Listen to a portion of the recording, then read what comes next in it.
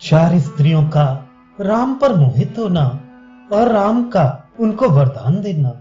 श्री रामदास जी कहते हैं, रामचंद्र जी अपने घोड़े पर बैठे ही बैठे थोड़ी देर वहां ठहरे तो उन्होंने क्या देखा कि उस गुहा द्वार पर योजनों लंबी चौड़ी एक शिला लगी हुई है। इतनी बड़ी शिला देखकर राम विस्मित हुए और अपने धनुष की कोर से उसे दूर हटा दिया। तब वे उसके भीतर घुसे। कुछ दूर आगे जाने पर उन्हें कुछ प्रकाश सा दिखाई पड़ा और आगे बढ़े तो उन्होंने क्या देखा कि चार स्त्रियां तपस्या करती हुई बैठी हैं। उनके शरीर में हड्डी और चमड़े के सिवाय मांस का नाम भी नहीं था। उनका श्वास चल रहा था।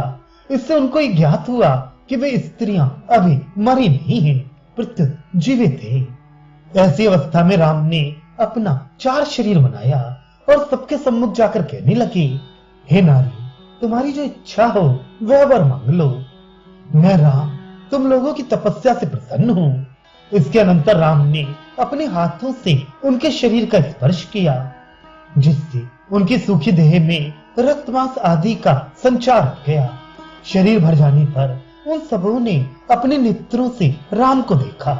उस समय प्रत्येक स्त्री के सामने वाले राम कोटि सूर्य की दीप्ति के समान दीप्यमान हो रहे थे और धनुष्वाण तथा तलवार लिए हुए थे। वे मनुष्य का वेश धारण करके घोड़े पर सवार होकर एक एक स्वरूप से उन चारों के सम्मुख खड़े थे और उन सब स्त्रियों का भी समान स्वरूप था और एक ही तरह की वेशभूषा थी। ऐसे राम को देखकर उन स्त्रियों को बड़ा आश्चर्य हुआ और वे कहने लगी, आप लोग कौन हैं? घोड़े पर सवार होकर कहां से आप आ रहे हैं? आप सब देवता हैं या दानव? आप कहां जाएंगे? कृपया हमें ये भी बतलाइए कि आप हमसे क्यों बात करना चाहते हैं? हम लोगों का ये जीर्ण शरीर इस प्रकार सुंदर कैसे हो गया? वह दुष्ट दुंदुभी जीवित है या मर गया? इस प्रकार उनकी बातें सुनकर राम ने उन सबसे कहा, सूर्यवंश में उत्पन्न और सातों द्वीपों का अधिपति राम नाम का मैं एक राजा हूँ। इस समय अपने एक ही रूप को चार भागों में विभक्त करके तुम सबके सामने उपस्थित हुआ हूँ। मैं वहां जंगल में शिकार खेलने आया था और इसी कंदरा में मैंने एक सिंह को मारा है। फिर तुम्हारे गुफा द्वार पर एक लंबी चौड़ी शिला देखी। उसे अपने धनुष की कोर से दूर हटाकर तुम्हारे समीप आया और अपने हाथ के स्पर्श से तुम्हारे जीर्ण शरीर को पवित्र तथा सुंदर बना दिया है। दुंदुभी राक्षस को बाली ने मार डाला। रावण का विनाश करने वाले मुझ राम ने उस बाली को भी मार डाला है। केवल तुम्हें वरदान देने की इच्छा से मैंने तुमसे संभाषण किया है। अब यहाँ से आगे जाने का हमारा कोई कार्यक्रम नहीं है। इससे अपनी अयोध्या नगरी को लौट जाऊंगा। तुमने हमसे जो कुछ पूछा मैंने उसका उत्तर दे दिया। अब ये बताओ कि तुम कौन हो? दुंदुभी को तुमने क्यों पूछा? तुम्हारी क्या कामना है? इच्छित वर मुझसे मांग लो।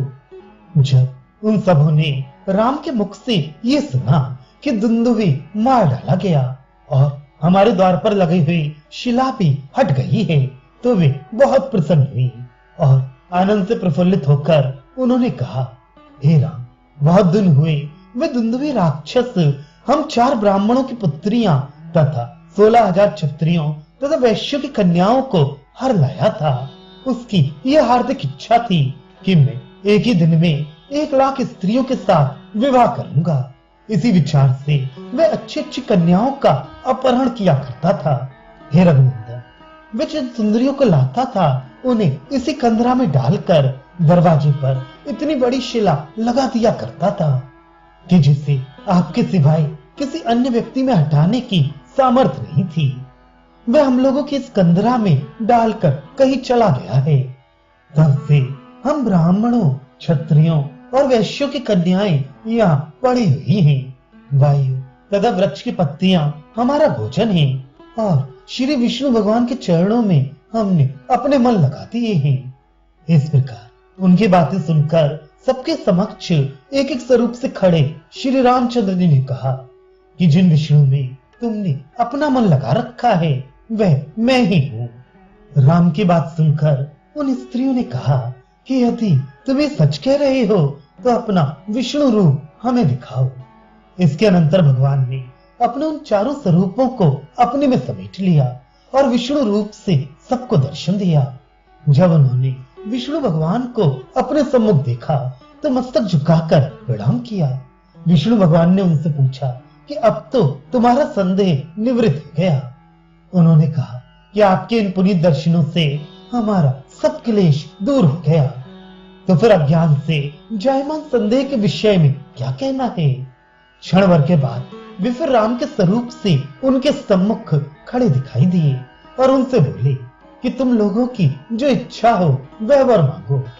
तब काम बाण से पीड़ित होकर उन स्त्रियों ने कहा कि यदि आप हमारे ऊपर प्रसन्न हैं तो हम लोगों के साथ गांधर्व विवाह करके हमारे पति बनिए और अधिक समय तक आनंद पूर्वक इस कंदरा में हम लोगों के साथ विहार कीजिए। उनकी प्रार्थना सुनकर राम ने कहा कि ऐसा तो नहीं हो सकता, क्योंकि मैं एक पत्नी व्रतधारी हूँ। मैं कभी झूठ नहीं बोलता, तुमसे सच कह रहा हूँ। ये बात सुनते ही वे स्त्रियां मूर्छित होकर पृथ्वी पर गिर पड़ी। ऐसी दशा में राम उनको समझाते हुए कहने लगे, इस प्रकार अधीर न होकर मेरी बात सुनो। अभी तो नहीं, द्वापर युग में कृष्ण रूप से मैं तुम लोगों के साथ विहार करूंगा। मित्रविंदा, नागनजिति, भद्रा तथा लक्ष्मणा, इस प्रकार तुम लोगों का नाम पड़ेगा और उस समय तुम सबका विवाह मेरे साथ होगा, इसमें कोई संदेह नहीं है।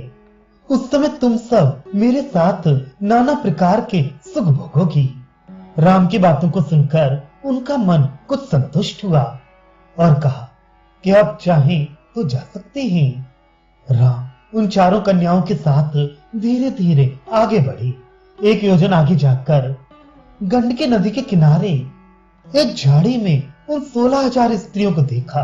वे सब आंखें मूंदे थी। तपस्या से उनका शरीर सूख गया था और यौवन नष्ट चला था।